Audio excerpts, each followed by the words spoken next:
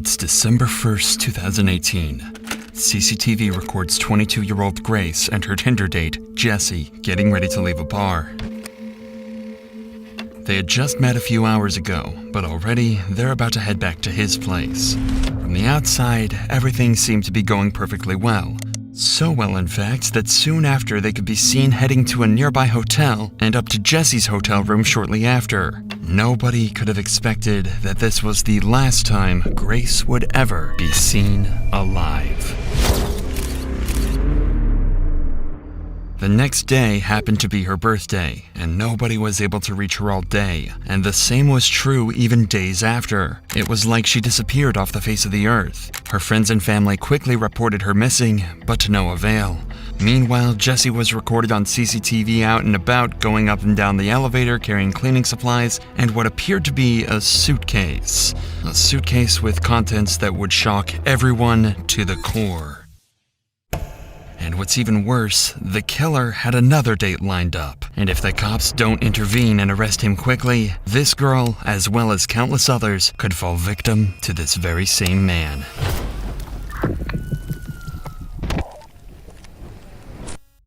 Tell me what happened last Saturday. From the beginning? Yeah.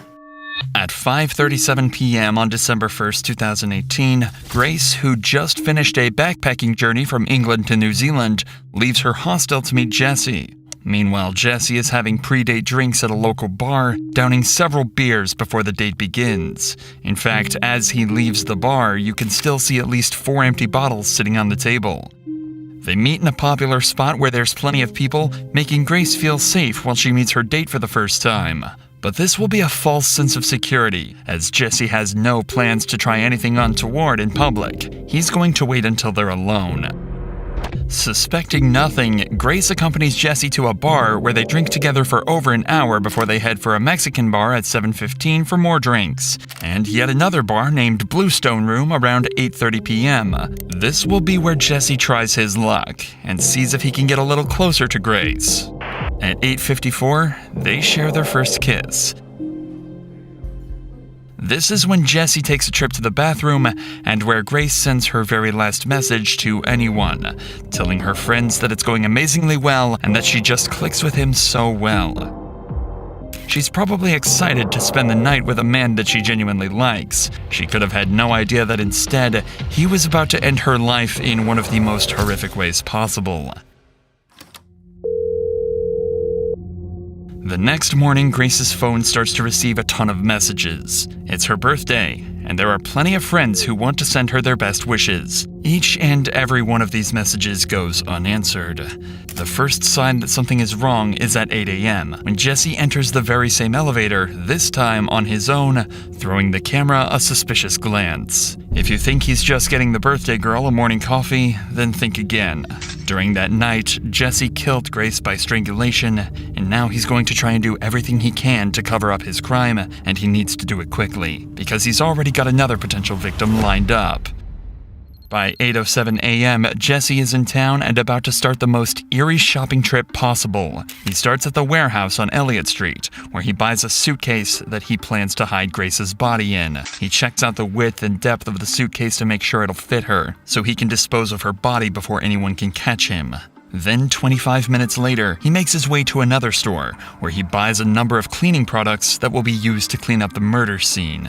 Then he returns to his apartment for a number of hours, reappearing at 10:42 a.m. before he jumps in a taxi and Apex Car Rental where he rents a car. But it's what he does next that's truly shocking, and puts pressure on the cops to discover and solve his murder as quickly as possible.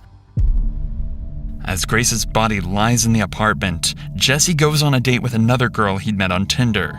Given that he has all the equipment ready to hide one body, it's speculated that he planned this to be his second victim of the day. As he arrives at the bar, Jesse is wearing exactly the same clothing that he wore the night before, possibly the same clothes that he wore when he killed Grace.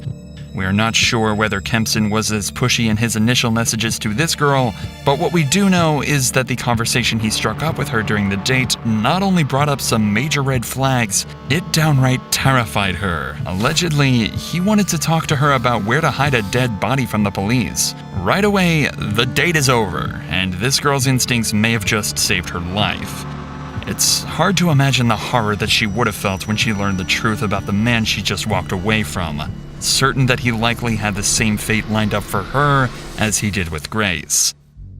At 8:56 p.m., we can see Jesse carrying a piece of equipment back to his apartment. More precisely, it's a carpet cleaner, and he's going to try and use that carpet cleaner to try and remove any trace of Grace's presence at his apartment. He's even got 2 bottles of cleaner in his hand, making sure he's got enough to get the job done. 30 minutes later, and we're greeted with the product of all his hard work. He's about to try and hide the body. He reappears in the elevator with a trolley carrying several luggage bags, one of which is the suitcase that he'd bought earlier that morning. It's way too heavy to carry, as inside is Grace's dead body. Of course, he can't walk through the streets with this amount of baggage, which is exactly why he hired the rental car. Minutes later, he's loading the rental car with all of the baggage, ready to make the next move in his attempt to cover up this murder, hiding the body in a place he thinks no one will find it. The next morning at 7 a.m., Jesse buys a shovel and heads back to his apartment, where he collects some clothing to take to the dry cleaners, destroying more potential evidence of his crime. But he's not done there, as he stops off at a random trash can, tossing a large trash bag inside. Then Jesse takes his rental car for a deep clean, paying particular attention to the rear of the vehicle, where he had stashed the suitcase containing Grace's body. And with that, his work was done. For the next 2 days, Grace's family and friends go through turmoil. Nobody has heard from her, she hasn't posted on any social media, and she isn't answering either of her 2 phones. Her family report her missing to Auckland police on December 5th. Grace's father, David, even flies to Auckland and makes a heartfelt appeal for his daughter's safe return. Grace has been missing for several days, and as a family, we've been extremely concerned for her welfare. To anybody who has seen, spoken to, or come into contact with Grace, come forward and contact the investigation team. With so much media coverage at the time, Jesse likely saw her father's appeal, and yet the family's pleas went unanswered. But Auckland police are about to use various methods to track Grace's last movements and find their main suspect in her disappearance. They're able to find out she was on a date with a mystery man, and after poring over hours of surveillance footage, they find the last person she was with, and track him back to his apartment. At 3 p.m. on December 5th, the cops turn up at the City Life Hotel, but they almost miss their man, as he eyes them in the lobby when he approaches the front door. Jesse thinks if he casually strolls away, he won't be noticed. But these eagle-eyed cops don't miss a trick and quickly apprehend him before he can make an escape. At this point, the smartest thing for Jesse to do is to own up to his crime, maybe try to play it off as an accident, and face the consequences. But he's not going to do any such thing. In the interrogation room, he plans to lie his way out of this, but he's completely unaware that the cops have already seen every move from the night of the murder and have about as much evidence as they could possibly ask for. At the start of the interview, he has no reason to lie, as he's just recalling the events before the murder. Tell us about Grace. So I was talking to Grace on Tinder. Yeah. We'd matched on Friday. I saw that we'd matched the next day on Saturday. And then we met at Sky City. And then we decided that we were going up to Andy's Burger Bar, which is on the first floor. Not long into this interview, Jesse becomes entangled in his first lie, as he claims Grace was the one pushing for a date, when we already know he was the one trying hard to meet Grace in their initial messages. Whose idea was it to go to that particular burger place? Me. Because I didn't initially know that she was real. What do you mean? Well, there's a lot of... So have you heard of catfish? No. So catfishing is where someone uses your profile or uses your photos and pretends to be you and then meets and you're a completely different person. Right. And it's on Tinder, it's all about the way you look. And so if they use more endearing photos, you're more likely to swipe for them. Okay. Yeah. How does meeting in a public place sort of protect you from meeting someone who's not as good looking as... Well, there's security there. So if she wasn't who she said she was, Yeah. at least in my mind, I'd feel safe. When Jesse is confronted with evidence from surveillance cameras, he continues to lie, digging a hole for himself that he's going to struggle to escape from. No. I go down Victoria Street, straight down to the bottom, and then hang a left, and I head towards the viaduct. You go to the viaduct a bit? Yeah. Yeah. Yep. You've kind of walked in a bit of a funny direction if you were planning to go to the viaduct. Well, it's the direction I normally go. Yeah. It's I'm just sort of saying, like, if you were planning to go to the viaduct. I normally go down Queen Street and then cross at the bottom of Queen Street, go through the containers, Yeah. and then walk along the wharf. Yeah. Is there a particular reason you would kind of do that? I feel safer down that way. The cop obviously suspects something strange here. Jesse's behavior and responses don't seem to line up or make sense at all, and if Jesse is lying, it'll only take a good few questions to throw him off completely. So the cop starts to apply the pressure, sending Jesse into panic. Actually don't know if she's been murdered or not yet. She may be alive and well. Okay. But she might also be dead. Okay? And it could be that you've done it.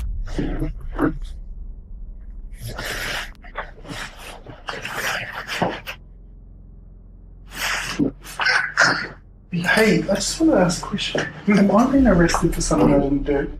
You haven't been arrested, mate. Oh. No. Holy.